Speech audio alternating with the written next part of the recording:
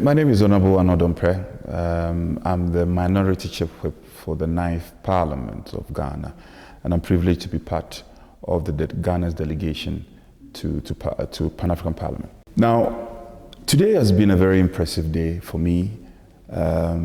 Chiefly amongst them are the proposal for model laws, especially model law on factoring, which I find very impressive.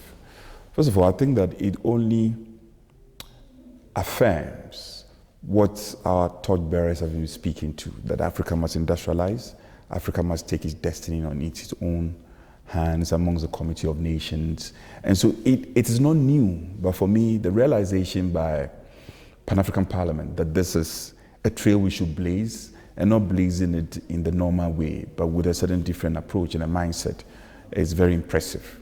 Then we also have a model law on soil fertility. Now, as you do know, this continent is an agrarian continent. So the substrata of soil is an important variable that we cannot play with. So for us to come out with the model law, notwithstanding the fact that model laws are not justiciable, to say that it cannot be enforced in the law court, but it's persuasive. And given the needed support and the blessings of member countries, I think we can make a difference, especially where there is a decision to consult farmers who have very privileged knowledge in terms of farming, and what we tend to do, feeding into the current narrative, soil conservation, water conservation, food sustainability, in the face of fertilizer and inorganic materials that are tending to pollute our soil and our farm product. The way to go is to build on a model law which will be persuasive on how our soil should be managed. Then again on the trade tariffs. Well, when I hear these things, I just laugh, because for me, it's a blessing in disguise. Africa must take its destiny in its own hands. And this has been a message by our torchbearers. The relevance of it is not lost.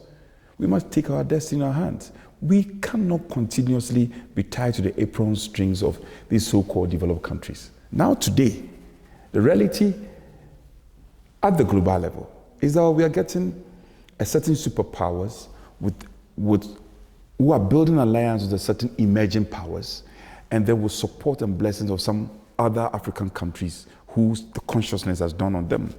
South Africa is an example, Nigeria is an example, who are tiring their string with the BRICS.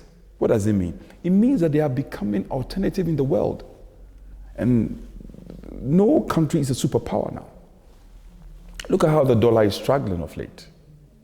And so what it means is that we have to reset and change our thinking about how we can relate at the global level. And so for me, trade tariffs or no trade tariffs, I think that Africa, when we set out to succeed, we can succeed. But I must concede, though, that Americans have done something good to Africa before. In Ghana, for instance, they brought what we call the Compact, the Millennium Compact, which impacted on farming and a lot of farmers. Then they brought what a trade agreement called the AGUA, which assisted in the transport and opened their borders.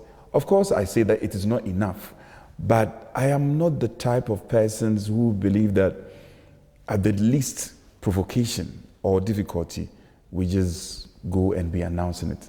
The tariffs are not only being held towards Africans alone. Even China is suffering from tariffs. And other countries are also suffering from tariffs from the Americans. So we have no business complaining. Let's look within and get innovative, and I'm sure we'll succeed.